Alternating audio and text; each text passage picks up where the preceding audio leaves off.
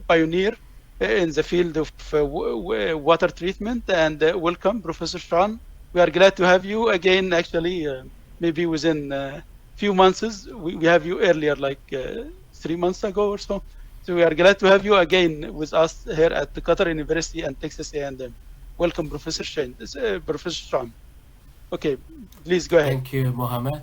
Thank you, Shane, and then organizing committee to invite me for this very interesting conference and emerging and then enabling materials. So today my talk is about membrane MCDI for desalination. I want to have a little bit of progress for this technology. These are contents. Background, a little bit of what's the CDI, and then how we have progressed. And already Professor Hong applied some of the useful technology after first pass, and then we can replace the second pass for this is MCDI. And then I also tried to give a different aspects of the bromide removal using MCDI, and then sharing what's the future of MCDI. Already CDI is not really fully established. There is not really big scale and full scale, more than 10,000 cubic meter per day. Mostly they are less than 100 cubic meter per day, very small size. So what's the future of the MCDI technology, and then research gap, and we'll complete this presentation. So CDI consists of the graphite and carbon electrodes and spacer, and as the same configuration, and then they are connected with the direct current. And this is the emerging technology suitable for low saline water, less than 5 grams per liter. Also relatively very quick process, and then efficient removal of charged ion, but non-charged ion cannot be removed from CDI. And this is the ideal technology for decentralized and small scale system when you're attached with the renewable energy solar panel. And why CDI does not have mass market adoption? Because RO is too powerful. Already Professor Hong mentioned about, so RO is very well established, and already they are trying to optimize the reverse osmosis. That's the reason why RO is a very high maturity index compared to the CDI technology. So this is the still emerging technology, and then just a handful of the technology supplier such as Siontech from Korea, Boldia from Netherlands, Atlantis Technology from US, EST from China, and Italy.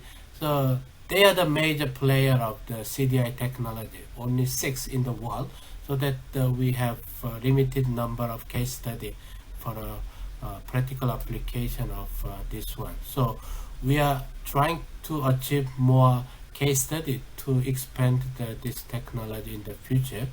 And how it works, so it's very simple process: absorption and desorption.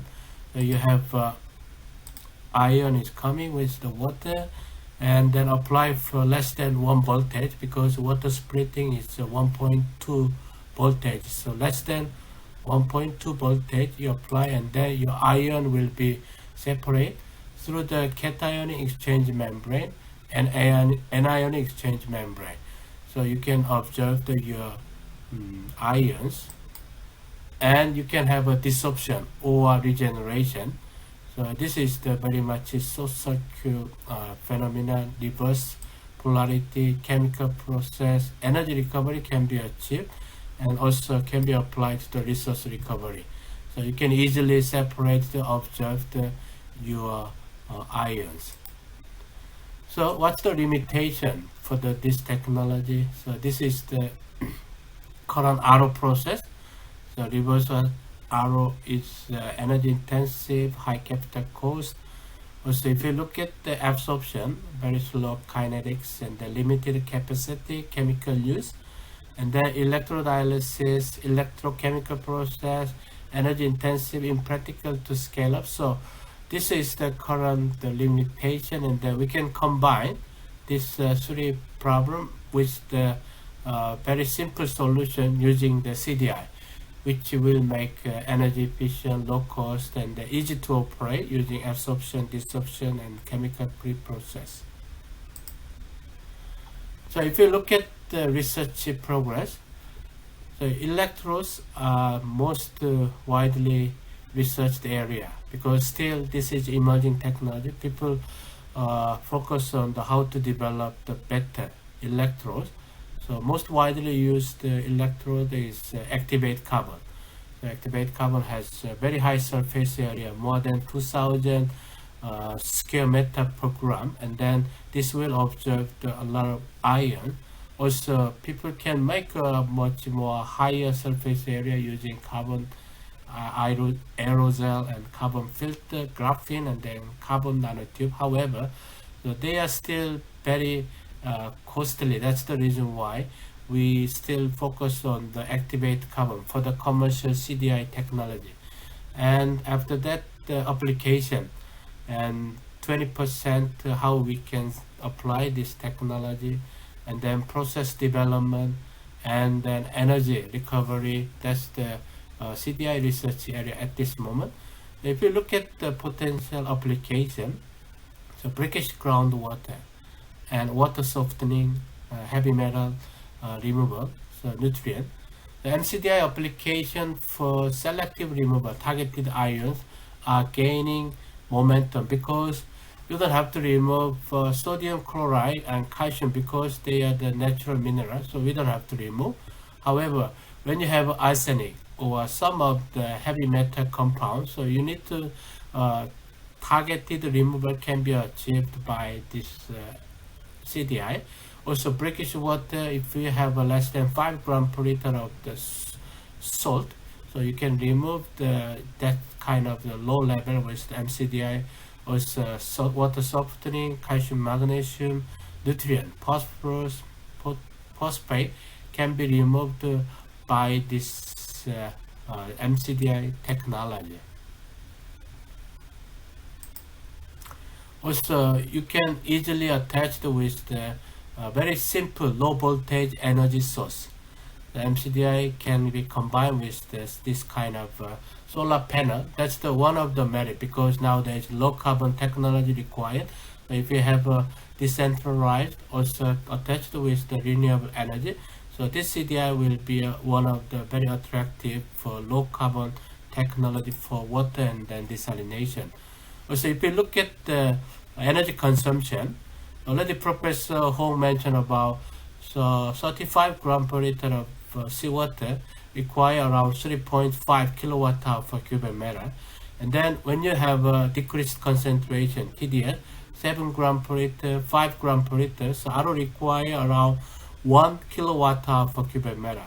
But when you see the CDI, this green line and then red line, so you can see that if you apply your CDI for the removal of the 2 grams per liter and almost 3 grams per liter of seawater, brackish water desalination, CDI has better energy consumption compared to the reverse osmosis, so that you can targeting on this 2000 to 3000 ppm level of CDI application.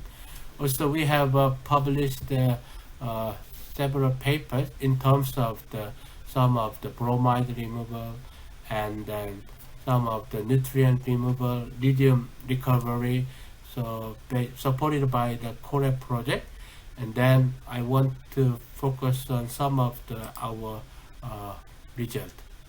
So this is our seawater desalination in Australia. We have 6 major desalination plants, and we have a 35 grams per liter, and then we are targeting on the bromide. 75 grams per liter in seawater comes to the RO desalination plant after first pass, and salt water concentration is around 150 milligram per liter, and the bromide concentration is around 1 milligram per liter from 75 milligram per liter. And then after this one, second pass, and this will further decrease salt concentration 10 milligram per liter, and 0.1 milligram per liter of bromide. In Australia, we don't have much serious boron concentration removal issue because we mix the mostly desalinated water with the fresh water. For example, like Sydney desalinated water around 15%, and then fresh water 85% mixed together. So boron concentration will be very low. That's the reason why we don't really specifically target the boron, but we are targeting on the bromide because bromide is the one of the very problematic compound, and this is the natural salt. It's not toxic if you have only bromide, but when you combine with the chlorination, ozonation, and the chloramination, then you create this HO bromide compound, and then this combined with the organic compound, and you produce the bromide organic disinfectant byproduct. And then when you combine with the ozone, and you have bromide, which has very much carcinogenic compound. So in Australia, we have this threshold concentration less than 100 microgram per liter. So we are targeting on this bromide to remove this ionized form using CDI. So this is the experimental condition. We compare with the TDS and then bromide as a background TDS effect. When you have a first pass RO 100 to 400 milligram per liter, so your bromide, when you increase your TDS concentration, your bromide concentration significantly affected by your background TDS. And we look at the energy consumption. So mostly after first pass, you need the energy consumption around 2.3 kilowatt hour per cubic meter, and then after first pass, your salt concentration is around 200 milligram per liter, and you have a recovery around 85% to 95%, and you need 0.35 kilowatt hour per cubic meter BWRO second pass. So this is the real data from the pulse desalination plant. And then when you compare with your different post-pass TDS concentration, so when you remove with the MCDI, so you consume only 0.1 kilowatt hour per cubic meter with the 200 milligram per liter of your TDS, which is almost 30 times higher, lower energy consumption you can achieve from this bromide.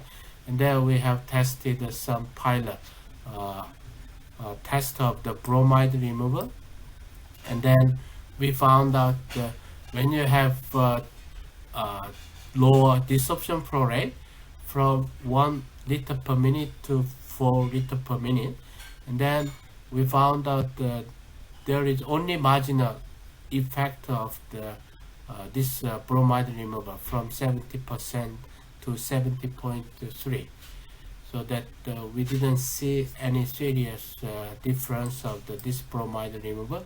Also, we compared what's the energy use at the low desorption flow rate from 1 to 4, and then we found out around 0.16 kilowatt hour per cubic meter was consumed by this MCDI for the pilot scale of our MCDI technology. So based on that, to further increase the bromide concentration and removal, and we try to combine with the bromide resin. So this is anion exchange membrane polymer, and then bromide selective resin powder. So we mix together to observe the bromide selectively to increase the overall removal of the bromide, and then it can be observed better with so this is our mixed bromide resin with the anion exchange polymer, and then we put onto the carbon electrode, and we tested how much we can improve the overall bromide concentration, and then we look at the first stability.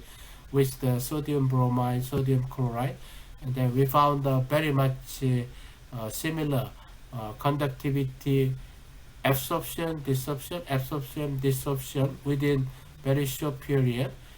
Compared to the NaCl, that's the very much similar performance we found out. And then we look at the bromide concentration. So this is the MCDI chloride and then bromide. So this is the bromide MCDI our cell, and then this is the without any bromide membrane cell. So we compare without them with chloride. The chloride doesn't really impacted by the bromide MCDI, but when you see the bromide and then you have a bromide resin and ion exchange membrane, you have a better salt absorption capacity.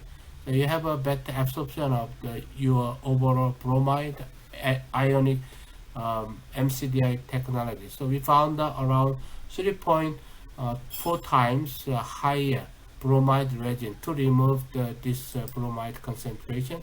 Also, we look at the different anionic effect. So we mix together chloride, bromide, sulfate, phosphate, nitrate, iodide, and then we found out the bromide concentration, and then this MCDI and then bromide CDI.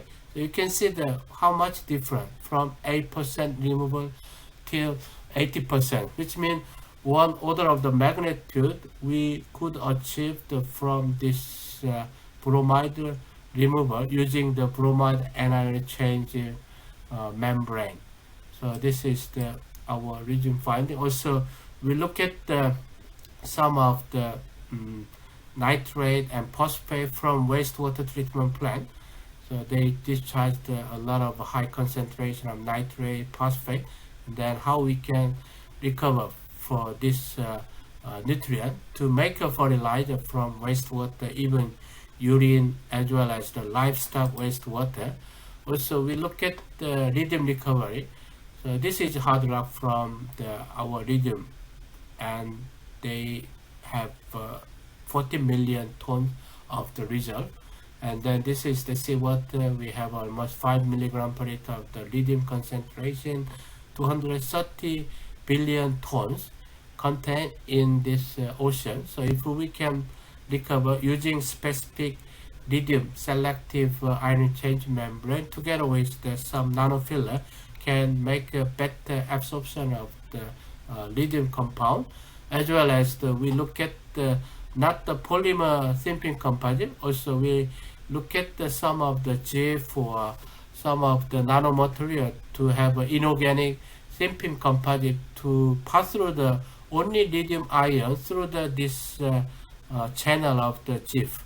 So you have a lithium ion hydrolyzed around 7.16 angstrom, and then this pass through the dehydrated form with the GIF channel, and then you can selectively remove your lithium concentration from your RO brine as well as the seawater. So we try to look at the more high selectivity of the lithium concentration in seawater and then brine. And that's the major conclusion from our study. MCDI could replace second pass BWRO in seawater desalination. MCDI energy efficient for desalination with low TDS, less than 5 grams per liter, and MCDI can be used for selective ion and recovery of the different target with the selective polymer or inorganic thin film composite can be developed. So that's our main conclusion. And for the future, we also look at the energy recovery device, also activate carbon or some hybrid nanocomposite carbon electrodes, as well as some of the ion exchange membrane, which will be selectively separate your lithium or some beryllium compound. And as I mentioned, it can be easily coupled with renewable energy. So this is the solar panel can be coupled with the MCDI, so it can be achieved very remote area as a water treatment desalination. Also nowadays we have collaborated with United Nations development program to developed off-grid solar-powered capacitive deionization for Tuvalu. So Tuvalu is located here. The capital is Funafuti. They have 10,000 population. They don't have any fresh water, depend on rainwater or a little bit of groundwater. But problem is that due to the climate change, the seawater level rise increase the salt concentration of groundwater. So United Nations discussed with us to have solar powered MCDI technology. So last week, you remember we had the COP26 for the climate change conference organized by United Nations, and he is the Minister of the Foreign Affairs in Tuvalu. So he presented this video. Tuvalu, we are living the realities of climate change, sea level rise, as you stand watching me today at COP26. We cannot wait for speeches when the sea is rising around us all the time. Climate mobility must come to the forefront. We must take bold, alternative action today to secure tomorrow. Paftailasi, Tuvalu Modetu.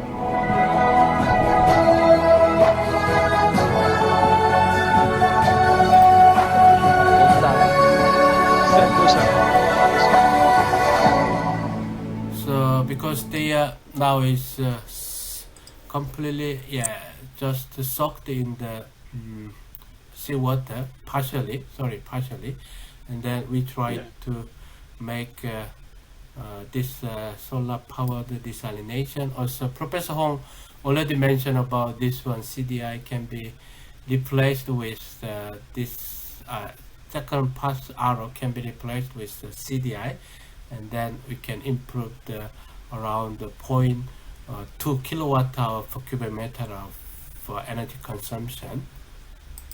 And this is the decentralized well, groundwater desalination, because they have some of the nitrate, arsenic, and then some specific contaminant can be removed by this MCDI technology. This is the pre-treatment for the microfiltration, and then this MCDI, and then you can easily combine with the groundwater treatment. In the isolated or decentralized small village can be applied with CDI.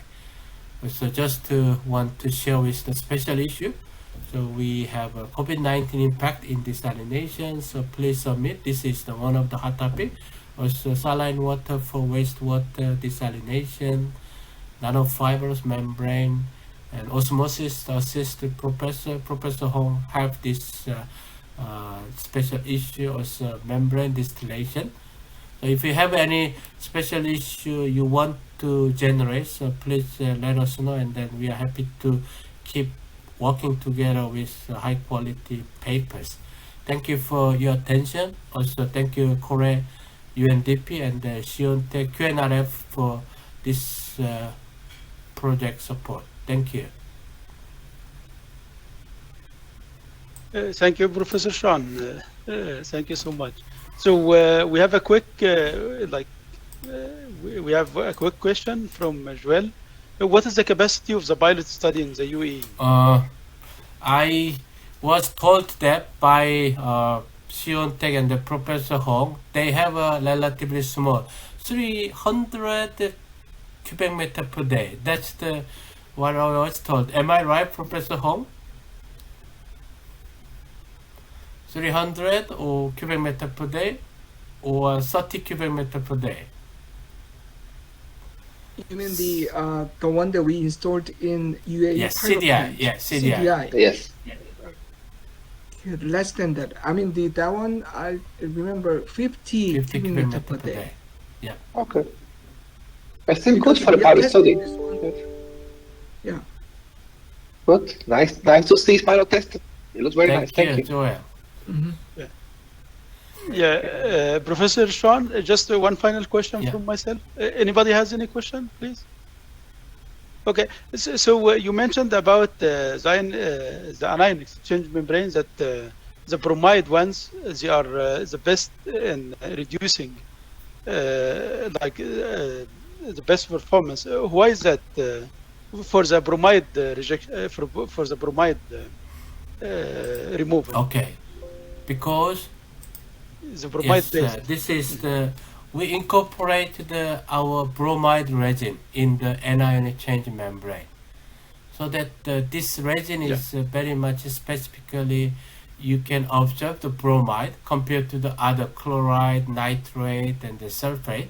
So this is the like additional your impact in your anion exchange membrane to have more high selectivity of the bromide concentration. In general, like an anion exchange membrane, you have ammonia based anion exchange membrane, but for the ammonia based, we just incorporate bromide selective resin to this anion exchange membrane. That's what it is. We have a more high selectivity. So there are a lot of resin available in the market. So nitrate resin or PFAS, specifically removed resin. There are specifically you can target on some of the your contaminant, and then we mix together with the anion exchange membrane with your specific resin, and then you will increase the overall your selectivity from the MCDI, from your seawater, even wastewater. I meant like an explanation for the mechanism. Like the bromide ones were much more better than other anions, than nitrate or chloride. Mechanism. The mechanism is this bromide specifically we have a design from the we utilized commercial bromide resin. So we purchased the commercial bromide resin, and then we have an anion exchange ammonia based resin, and then we mix together, and then this bromide specifically easily attached on your anion exchange membrane together with the bromide resin. That's the reason why they have a more easily, specifically you can transport your bromide ion using the anion exchange and the bromide resin combined the thin polymer exchange membrane. That's the reason why we have better selectivity for bromide. So thank you,